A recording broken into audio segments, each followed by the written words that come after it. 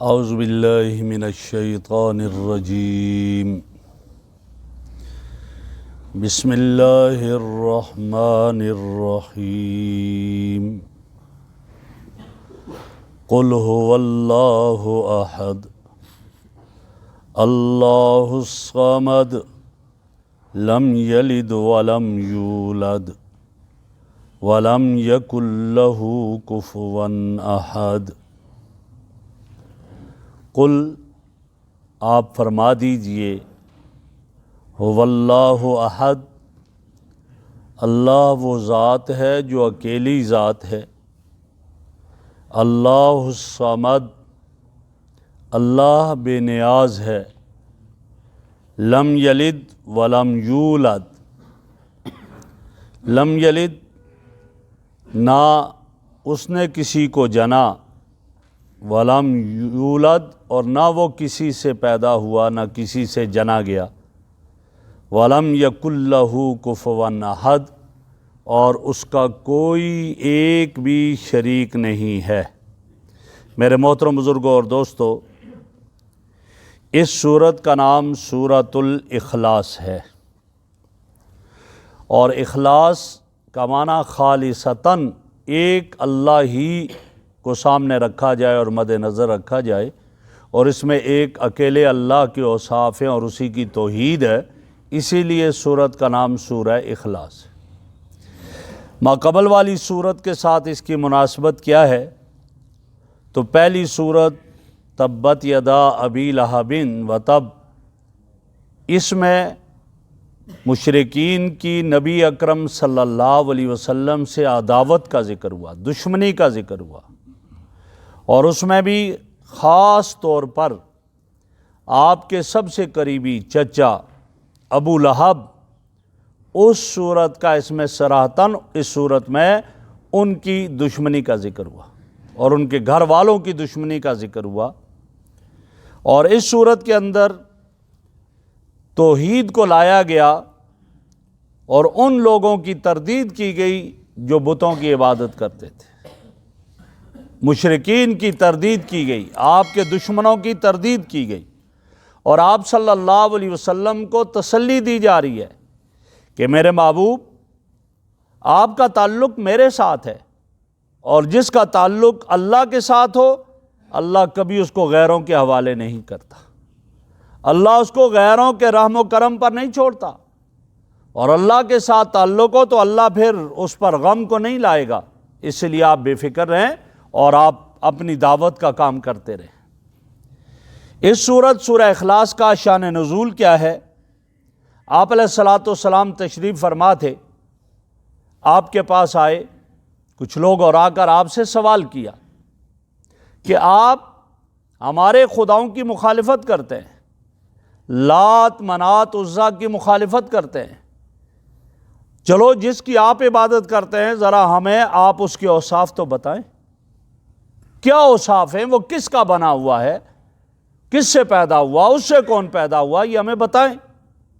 تو آپ صلی اللہ علیہ وسلم خاموش ہوئے، اور تھوڑی دیر کے بعد یہ سورت اتری اور آپ نے ان کے سامنے پڑھ کر سنائی، اور جب سنائی تو وہ سارے کے سارے لاجواب ہو گئے۔ اس سورہ اخلاص کے فضائل میں آتا ہے کہ نبی اکرم صلی اللہ علیہ وسلم نے صحابہ کرام سے فرمایا، کیا تم میں کوئی شخص نہیں یہ طاقت رکھ سکتا کہ وہ ایک ثلث قرآن کا رات کو پڑھ کر سوئے؟ صحابہ نے عرض کی، یا رسول اللہ، ہم میں سے کون اتنی طاقت رکھ سکتے ہیں؟ ایک ثلث تو مشکل۔ آپ نے فرمایا، بھائی سورہ اخلاص قرآن کا ایک ثلث ہے، ایک تہائی ہے، پڑھ لیا کرو، ایک ثلث کا اجر ثواب ہے۔ ایک روایت میں آپ نے فرمایا کہ میں تمہیں قرآن کی ایک تہائی بتاؤں؟ صحابہ نے عرض کی، ضرور۔ فرمایا، آؤ جمع کرو سب کو جمع کیا، اور آپ علیہ الصلوۃ والسلام نے فرمایا سورہ اخلاص ایک ثلث ہے قرآن کا، اور مفہوم کے اعتبار سے بھی ایک ثلث اس کو قرار دیا ہے، اور وہ اس طرح قرار دیا مفہوم کے اعتبار سے کہ اس میں کل اصل بنیادی ایمان کی تین چیزیں ہیں: ایمان باللہ، ایمان بالرسول، توحید رسالت پر ایمان، اور تیسرا ہے قیامت پر ایمان۔ باقی جتنی بھی صورتیں دوسری ہیں وہ انہی کتابیں ہیں۔ تو فرمایا سورہ اخلاص کے اندر توحید پر ایمان کا تذکرہ ہے، لہٰذا دو حصے دوسرے ہیں اور ایک حصہ یہ ہے، تو یہ ثلث قرآن ہے۔ اور ایک صحابی نے عرض کیا، حضرت انس رضی اللہ تعالیٰ عنہ فرماتے ایک شخص آیا آپ صلی اللہ علیہ وسلم کے پاس اور اگر عرض کی یا رسول اللہ مجھے سورہ اخلاص سے بڑی محبت ہے۔ آپ نے فرمایا تیرے اوپر جنت واجب ہوگی، جو سورہ اخلاص سے محبت کرتا ہے جنت واجب۔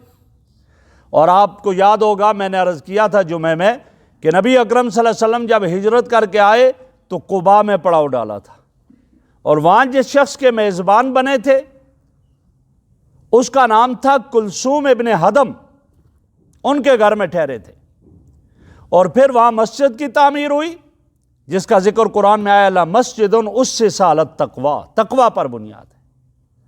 اور آپ وہاں سے پھر جب نکلے تو حضرت کلثوم ابن حدم کو وہاں کا امام بنا دیا، اور حضرت کلثوم ابن حدم رضی اللہ تعالیٰ عنہ نماز پڑھاتے تو سورہ فاتحہ کے ساتھ سورہ اخلاص ہر رکعت میں پڑھتے تھے، جہاں جہری قرات ہوتی ان میں بھی سورہ اخلاص پڑھتے اور ساتھ اور سورت ملا دیتے۔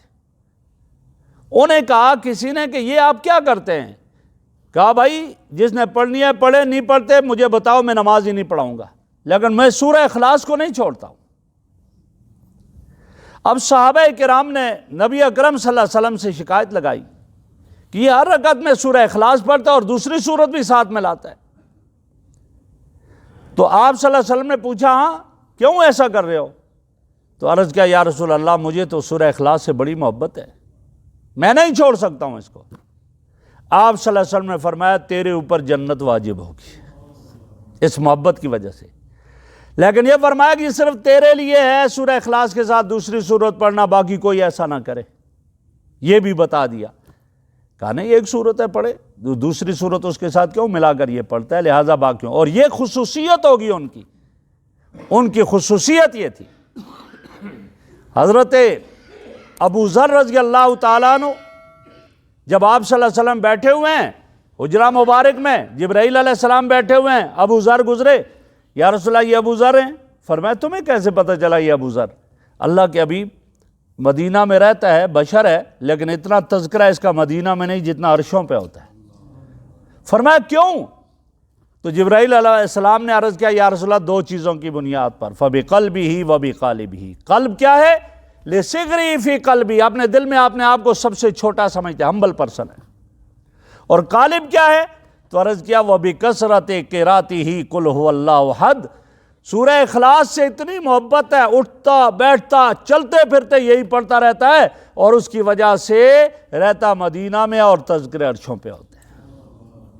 اور محبت کی وجہ کیا تھی؟ حضرات صحابہ کو سورہ اخلاص سے کیوں محبت تھی؟ پوچھا گیا تو کہنے لگے کہ اس میں اللہ کے اوصاف ذکر ہے، اللہ کی توحید کا تذکرہ ہے، اس لیے اس سے محبت تھی۔ تو فرمایا قل هو اللہ احد، جب آپ پر یہ سورت اتری کہا گیا میرے محبوب آپ ان لوگوں کو کہہ دیجئے، یہ میرے نسب کے بارے میں سوال کرتے ہیں، میری بارے میں سوال کرتے ہیں کہ کس سے پیدا ہوا، مجھ سے کون پیدا ہوا، انہیں کہہ دو هو اللہ احد، وہ اکیلا ہے۔ احد کا معنی اکیلا، واحد ایک کو کہتے ہیں، احد اکیلا جس کا کوئی ثانی نہیں ہوتا ہے۔ کہہ دیجئے وہ اللہ اکیلا خدا ہے، کوئی اس کے ساتھ شریک نہیں ہے، اس کی ذات میں کوئی شریک نہیں ہے، اس کی صفات میں کوئی شریک نہیں ہے، وہ وحدہ لا شریک ہے، وہ اپنی خدائی میں یکتا ہے، ایسا یکتا ہے کہ واجب الوجود المستجمع لجمیع صفاتی و کمالی ہی، وہ واجب الوجود ذات ہے جو تمام صفات اور تمام کمالات کو جمع کرنے والی ذات ہے۔ اللہ الصمد، اللہ بے نیاز ذات ہے، اللہ بے نیاز ہے۔ کیا معنی؟ بے نیازی کا معنی ہے کہ سب اس کے محتاج ہیں، وہ کسی کا محتاج نہیں ہے، ہر ایک اسی سے مانگتا ہے، ولی ہے اس سے مانگتا ہے، نبی ہے اس سے مانگتا ہے، عام آدمی ہے اس سے مانگتا ہے، لیکن وہ کسی کا محتاج نہیں۔ کیوں؟ محتاج ہو تو رب کیسے ہو؟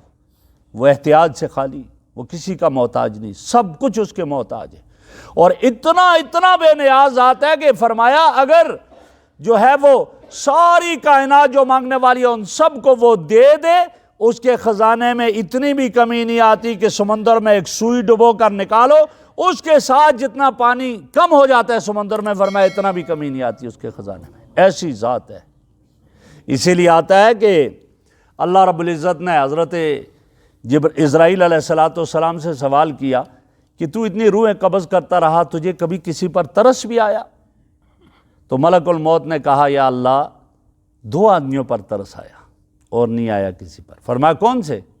کہا ایک تو وہ بچہ کشتی میں جا رہے تھے، آپ نے حکم دیا ان سب کو مار دو، کشتی ڈوب گئی، وہ سارے مرنے لگے، ایک بچہ اپنی ماں کی چھاتی پر تھا، چھوٹا سا بچہ، آپ نے فرمایا کہ اس کی ماں کی بھی روح قبض کر لو، وہ بھی قبض کر لی، وہ بچہ رہ گیا، پتہ نہیں اس کا کیا بنا، اس پر ترس آیا کہ کاش اس کی ماں ہوتی تو یہ۔ اور دوسرا، جب شداد نے جنت بنائی اور جنت بنا کر داخل ہونے لگا، ایک پاؤں اندر تھا ایک باہر تھا، آپ نے فرمایا اس کی روح قبض کر لو، اندر نہیں جانے دینا۔ اس وقت میں نے سوچا کہ اس نے اتنا کچھ کیا تھا، سارا کچھ جمع پونجی لگا دیا، کم از کم اندر تو جا کر دیکھ لیتا بس۔ تو فرمایا اے ملک الموت، تجھے 2 آدمیوں پر ترس نہیں آیا، ایک ہی آدمی پر 2 مرتبہ ترس آیا۔ یہ وہی بچہ تھا، آگے 2 بھی تھے، اس کی پرورش میں نے کروائی، لیکن اسی نے پھر میرے مقابلے میں جنت بنائی۔ اور جنت میں کوئی جائے یہ کیسے ہو سکتا ہے؟ یہ تو نہیں ہو سکتا۔ تو بہرحال اللہ کی ذات بڑی بے نیاز ذات ہے، سب اس کے محتاج ہیں، وہ کسی کا محتاج نہیں ہے۔ لم یلد ولم یولد، لم یلد، اس نے کسی کو نہیں جنا، اس کی کوئی اولاد نہیں ہے۔ یہودیوں کی بھی تردید، عیسائیوں کی بھی تردید، مشرکین کی بھی تردید۔ یہودیوں نے کیا کہا تھا؟ عزیر ابن اللہ، وقالت الیہود عزیر ابن اللہ، عزیر اللہ کا بیٹا ہے۔ نصرانی کہنے لگے وقالت النصارى المسیح ابن اللہ، اور مشرکین کیا کہنے لگے؟ الملائکۃ بنات اللہ، فرشتے اللہ کی بیٹیاں ہیں۔ فرمایا لم یلد، نا اس کا کوئی بیٹا نہیں، کوئی بیٹی نہیں، کوئی اس سے پیدا ہی نہیں ہوا۔ کیوں؟ یہ توالد و تناسل، یہ جزئیت اور بعضیت کو پیدا کرتا ہے۔ وہ تو احد ہے، کوئی اس کا جز نہیں ہے، کوئی اس کا ثانی نہیں ہے۔ اور اس سے پھر کیا ہوتا ہے؟ نقص آ جاتا ہے، جب اس سے بچہ ہو رہا ہے، بیٹا ہوا، اس کا بیٹا، اس کا بیٹا، یہ نقص آئے گا۔ اور اللہ کی ذات تمام نقائص سے پاک ذات ہے، مبرہ ذات ہے۔ لم یلد، کسی کو اس نے نہیں جنا، ولم یولد، اور نہ وہ کسی سے جنا گیا، نہ اس کی ماں ہے نہ اس کا باپ ہے، کوئی بھی نہیں ہے، وہ ذات ہی ایسی ذات ہے۔ ولم یکن لہ کفوا احد، اور اس کا کوئی بھی مماثل نہیں ہے، کوئی شریک نہیں ہے، عبادت میں کوئی شریک نہیں ہے، کسی اور چیز میں اس کا کوئی شریک نہیں ہے، وہ وحدہ لا شریک ہے۔ جب وہ وحدہ لا شریک ہے تو پھر میرے بھائیوں اسی کے سامنے سر جھکانا چاہیے، اپنی جبین نیاز کو اسی کے سامنے جھکانا چاہیے، اسی سے اپنی مرادیں مانگنی چاہیے، اسی کے سامنے جو ہے سر جھکا کر اسی سے بگڑی بنوانی چاہیے۔ اور اگر اسی کے سامنے سر جھکائے گا، اسی سے مانگے گا، وہ ہر وقت سننے والی ذات ہے۔ وہ کتنی سننے والی ذات ہے؟ فرمایا انی اقرب الیہ من حبل الورید، میں تو شرک سے قریب ہوں، شرک سے بھی قریب ہوں، بس تو ذرا ہاتھ تو اٹھا لے میرے بندے، تو دیکھ لے میں تیری چاہت کو پورا کر لوں گا اور تجھے سن بھی لوں گا۔